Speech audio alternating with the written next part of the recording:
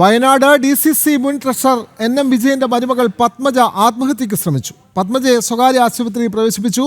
കൊലയാളി കോൺഗ്രസോ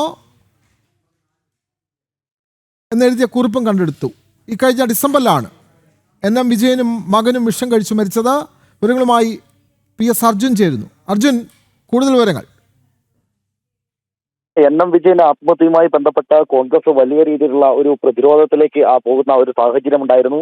സാമ്പത്തിക ക്രമക്കേട് കാണിച്ച NM വിജയനെതിരെ നടപടിയെടുക്കുന്ന ഒരു സാഹചര്യം വരെ ഉണ്ടാകുന്ന ഒരു സാഹചര്യം ഉണ്ടായിരുന്നു. അതേ തുടർന്ന് വലിയ രീതിയിലുള്ള ഒരു പ്രതിഷേധമൊക്കെ ഉയരുകയും പിന്നീട് NM വിജയൻ ആത്മഹത്യ ചെയ്യുന്ന ഒരു സാഹചര്യം ഉണ്ടാവുകയും ചെയ്തിരുന്നു. അതിനുശേഷമാണ് ഈ മരുമകൾ വലിയ രീതിയിലുള്ള ഒരു പ്രതിഷേധമൊക്കെ കോൺഗ്രസിനെതിരെ, പാർട്ടിക്കെതിരെ ഉയർത്തുന്ന ഒരു സാഹചര്യവും ഉണ്ടായിരുന്നു. അതിനുശേഷമാണ് ഇന്ന് അല്പസമയം മുൻപ് ഇത്തരത്തിൽ ഇവർ ആത്മഹത്യക്ക് ശ്രമിച്ചത്. കൈ ഞരമ്പ് മുറിച്ചുകൊണ്ടാണ് ആത്മഹത്യ ശ്രമിച്ചത്.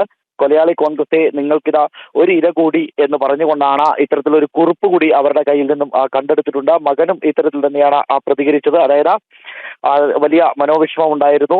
NM വിജയന് വലിയ മനോവിഷമം ഉണ്ടായിരുന്നു. അതുപോലെ തന്നെ ഈ മരുമകൾക്ക് ഇത്തരത്തിൽ വലിയ പ്രഷർ താങ്ങാൻ കഴിഞ്ഞിരുന്നില്ല എന്നുള്ള രീതിയിൽ അവരുടെ മകൻ പ്രതികരിക്കുന്ന ഒരു സാഹചര്യം ഉണ്ടായിരുന്നു.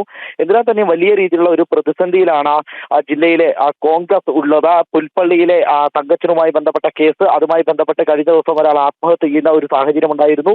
അങ്ങനെ വലിയ രീതിയിലുള്ള ഒരു പ്രതിസന്ധിയിലാണ് ഈ വയനാട്ടിലെ കോൺഗ്രസ് ഇപ്പോൾ മാറിയിരിക്കുന്നത്. എന്തിനാൽ തന്നെയും ഇവർക്ക് വലിയ രീതിയിലുള്ള പരിക്കില്ല എന്നുള്ളതാണ് നമുക്ക് മനസ്സിലാക്കാൻ സാധിക്കുന്നത്. ഇപ്പോൾ ഒരു സ്വകാര്യ ആശുപത്രിയിൽ ചികിത്സയിലാണ്.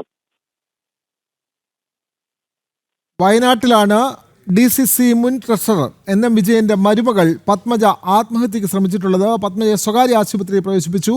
കൊലയാളി കോൺഗ്രസെ നിനക്കിത ഒരു ഇര കൂടി എന്നെഴുതിയ കുറിപ്പും കണ്ടെടുത്തിട്ടുണ്ട്. കഴിഞ്ഞ ഡിസംബറിലാണ് NM വിജയനും മകനും വിഷം കഴിച്ചു മരിച്ചത്. PS അർജുനാണ് വിവരങ്ങൾ നൽകിയത്.